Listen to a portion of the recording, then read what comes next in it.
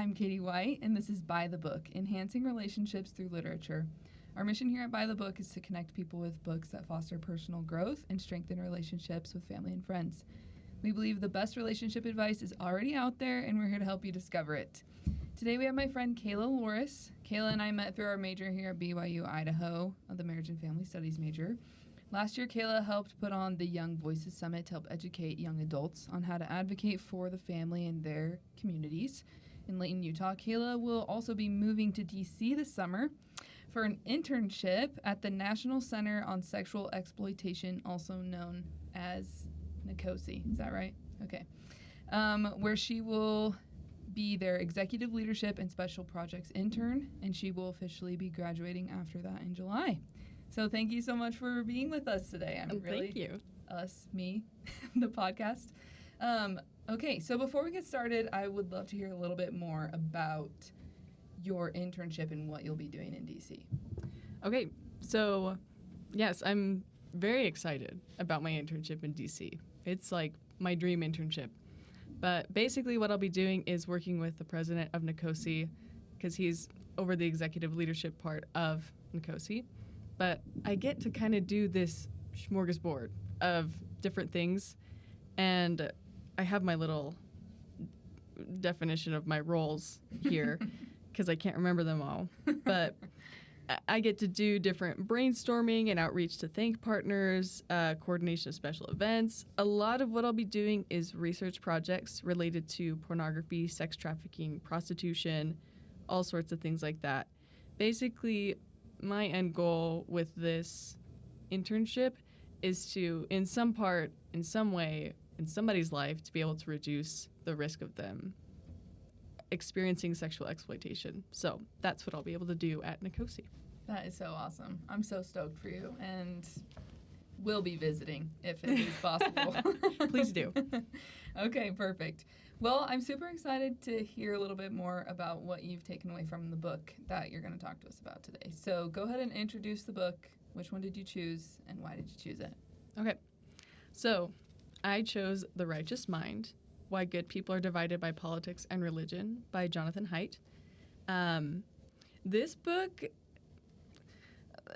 to say it's impacted me is an understatement. Like, it has changed me so much. And I'll be honest, I haven't thoroughly read through every single chapter, but the chapters that I have read have changed my perspective on people. It's changed my perspective on, well, politics and religion, and just how to reason your way through political problems and disagreements. And so, yeah, I love it. It's a hefty book. Mm-hmm. It's pretty thick, but yes. So to our audience, if you don't have time to read the entire thing, still read a few chapters. Yeah, it's really so good. Okay, so let's talk a little bit about the author. What do you know about him? So from what I understand, Jonathan Haidt, he's very fascinating to me. I love him. He's an American psychologist, graduated from Penn State, or the University of Pennsylvania, and he started out in his education endeavors very liberal. Like, the beginning of his life, super, super liberal.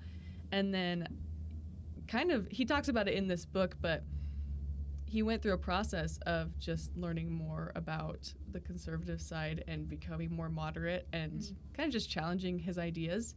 And so that's what this book is based on, and what he's learned about kind of just going through this process of understanding both sides of the political spectrum. And so he's really awesome. So his specialty is in social psychology, and and he's also an atheist, which is pretty interesting to hear what he has to say about religion, like what people believe about God. So. Yeah, that is super interesting. I didn't know he was an atheist. Yeah. That's super, super cool. Okay, well, I know how you found this book, but tell our audience, how did you find the book? How were you introduced to it? So we're in the same major. Yes. And so we take a class called Child and Family Advocacy I took my class with Brother Rarick. Same. He was on this podcast earlier. Shout out to Tim Rarick. He's awesome. He introduced this book to us in the class and had us read just a few chapters. And yeah, it was basically to help us learn how how to understand both sides and be balanced. Mm-hmm. Yeah. I loved that class, but I would give to go take it again. I know. Okay, well, I'm super excited to hear your kind of highlights of the book. So we're going to get to the part of the podcast where Kayla's going to teach us a mini lesson on a main principle the book teaches, or a main takeaway, and how that relates to relationships. So I'm going to let you take it from here. Okay. Well, from what we've been talking about already, it probably isn't like very evident how this is about relationships because it's mainly focused on politics. But I think a big reason why we were supposed to read this for our class was because so much of what is talked about in the political sphere right now is tied up in a lot of moral decisions with abortion, with gay marriage, and all sorts of things like that. And so, and that can, as I'm sure a lot of people have seen, especially since COVID, that it's caused a lot of division between families. Mm-hmm. And so I feel like for me, this has helped me strengthen my relationships because I've learned how to discuss things that I disagree with other people without being disagreeable. Mm-hmm. So that's just to kind of set the stage of like how it relates to relationships. That was beautifully said. Thank you. I would say the thing that opened my eyes the most, also I'll preface with, starting this class, before I read this book, I was strongly liberal. And then reading this book actually was probably the thing that softened my heart the most. Which is cool because that's what you were talking about with the author. Like, he kind of came from a similar political background. Yeah. I think that's why my heart was softened, was because I could see myself in him. Mm. And it wasn't like this guy was coming in and being like, all conservatives are right, liberals are dumb. He was like, no, I actually lean more left. And I've seen just the vibrancy that a conservative view can bring to politics. Mm. And I like that. I was like, oh, yeah. It brings a depth. So, yeah. I love that. Yeah.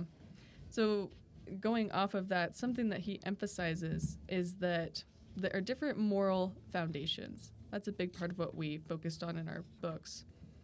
Everybody has different things that kind of trigger our morality. Like if we were to see a child being hurt, that triggers our sense of care harm. Mm-hmm. Or if we see somebody who is stealing something from a store that they didn't purchase, that triggers our sense of justice.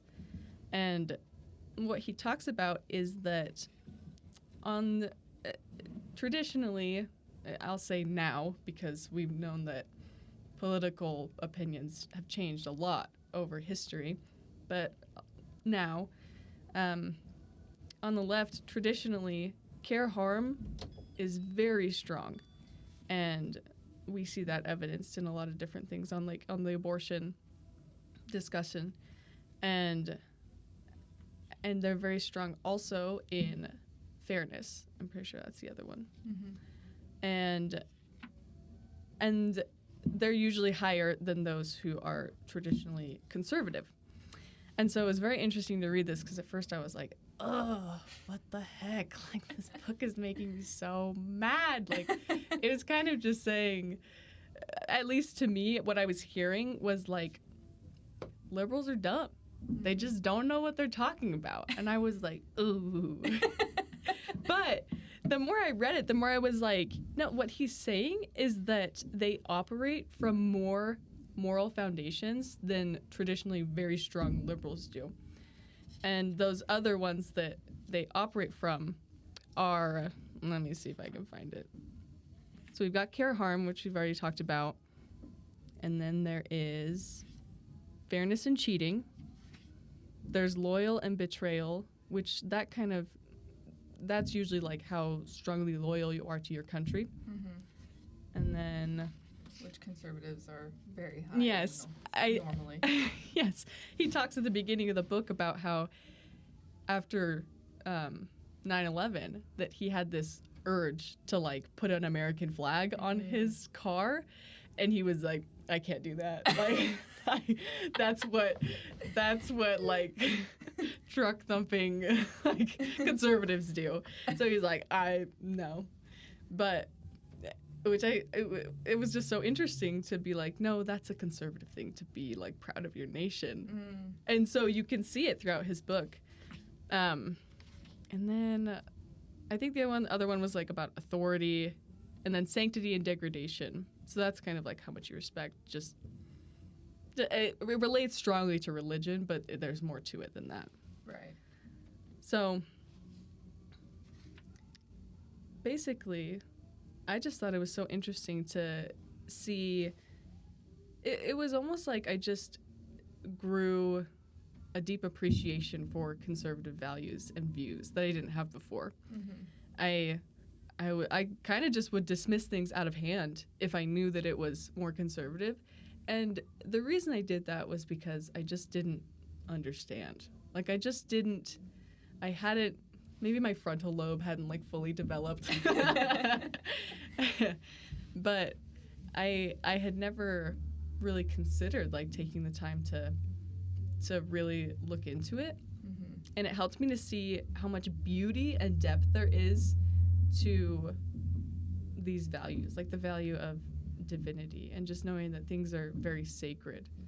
Not that I didn't have that value before, but I just developed an affinity of this because of the way that he describes things. I wish I could like transfer how good this book is like through my voice, but it's just, you just have to read it. It changes your heart, especially if you lean traditionally more left and have a difficult time understanding the right. Then this is a great book. Yeah. I would just like to add to that I would have labeled myself pretty strongly conservative before this class and before reading this book, and that the class and the book, I think a lot of the principles from the class came from this book, but that it kind of changed my heart to not think that all liberals are idiots, because that's kind of how I thought before. I'm just like, oh, like anybody who believes anything that's a more liberal side of the equation, like they're just stupid. I can't believe that they would think that. Like that's definitely where I kind of was coming from. I also served my mission for my church in a Spanish-speaking country. And before my mission, I was just very much like, build the wall, just like very much like, if you can't come to our country legally, don't come here, kind of an idea. And as I served my mission in a Spanish-speaking country, and then because of COVID, got reassigned stateside and was serving in Baltimore, Maryland, where I was serving with a lot of Hispanics from all over the world, like a bunch of different Spanish-speaking countries, but a lot of them were here illegally. And learning their stories of where they came from and why they came here really, like, I felt like set the stage for me to be in a place where I could read this book with less of a attitude of all liberals are idiots, and like experiencing that people with the Latino, or experiencing that side of the equation, I guess, with those Latino people that I came to love, was just like, you know what? I don't think there is a black and white answer for this. That, like, I used to think very much black and white. Like, it's legal or it's illegal. It's right or it's wrong. Like, it's conservative and it's correct, or it's liberal and it's wrong. And so getting to know those people, getting to love those people, and realizing that I would rather have them here illegally than where they were in an unsafe environment. And so that's not to say that I think every illegal immigrant should, like, come here, or every immigrant should come here illegally, but that there needs to be more of a conversation than just, like, it's right or it's wrong. It's like, what can we do to help these people? Because they are human beings. Like, they're not just a number on a piece of paper of this is how many illegal immigrants that we have. But anyways, just to say, like, whether you as the audience are coming into this book leaning more conservative or leaning more liberal, I just think that it has a lot to offer to both sides of just, like, literally the title, like why good people are divided by politics and religion. Like, I think there's good people on both sides of the argument, that we don't have to just be at war with each other all the time, but that we have a lot to learn from each other, and that together we can make leaps and bounds more progress than we can on our own, just calling the other side stupid. So anyways, just wanted to add that this book is good for conservatives too. Yeah, well, and that's helpful to know as well, because I was like, oh gosh, is this good for both sides? But it's good to hear that it is. And I've appreciated that you and I have had a lot of good conversations, that we differ a lot on our opinions about politics, but I always feel more educated after we talk, and that I understand people's point of views better, so that moments when normally I would have those like just flashes of anger, you know, that I don't so much, because I understand where people are coming from.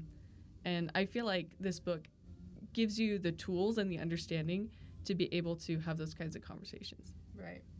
I totally agree.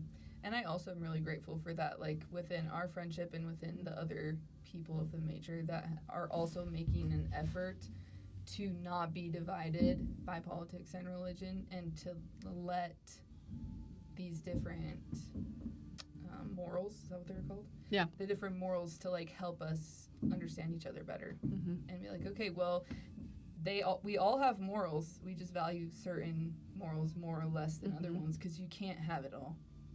And so, anyways, thank you for your thoughts on that. Yeah. So we've kind of talked a little bit about this, but is there like any demographic that you'd specifically recommend this book to? I mean, yeah, we've talked about how it's good for both people who lean either way. I'd say if you're very politically involved, this is a great book to read, kind of just to soften your heart and take a step back, because I think sometimes we can get really wound up.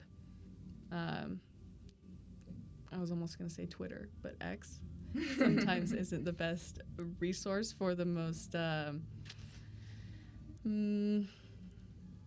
objective opinions. And so I think this one is very well informed. He's very educated. So yeah, anybody who's connected to the political sphere, but also if you're struggling to have conversations like this, you don't know how, or you feel like you don't understand things that are going on, or I would say especially young adults, because you're kind of developing your opinion of the world, and I think you're a little bit more open. But yeah, honestly, I'd say anybody, but those few. Yeah, I love that. And I just would like add that you don't have to come into this book like expecting or wanting even to change your opinion, but just to come at it to want to understand where the people are coming from a little bit better, and to to lose the contention around not agreeing. So anyways, is there anything else you want to add before we wrap this up? I would just say whatever you're doing to understand the political world, or just different opinions in the world. Recently, a leader of our church, Neil L. Anderson, said that he was talking specifically about abortion, but that it doesn't need to be a political conversation. It's a moral conversation, and I think that that's what it comes down to. So when you're having conversations about these types of things, be open to listening. That's the biggest thing I learned from this book, was if we do not learn how to shake hands with people who we disagree with, then we're missing out on a lot of depth in our lives. You're missing out on a lot of understanding. You may think that you have all the fulfillment you need, but there is something so enlivening about speaking with somebody who you disagree with. Yeah. It's challenging, but it is very worth it. And I'd say just learn to listen, learn to shake hands, and learn to talk, because we're all people, and we all have a reason for believing and fighting for what we believe and fight for. So, I love that. I just want to second that. That was beautiful. Well, thank you so much for joining me today on this podcast. Thank you to our audience for joining us today on By the Book. We hope that you've enjoyed your time with us. I know I've enjoyed my time with Kayla. The link to the book on Amazon and Audible will be in the show notes. So let us know in the comments if you end up reading the book and your main takeaways and what you are learning from it. Next week's podcast will be released next Tuesday at 7 a.m. Mountain Standard Time. Please also leave a comment below of other books you'd like to hear about in the future or guests you think we should have on. We'll see you next time.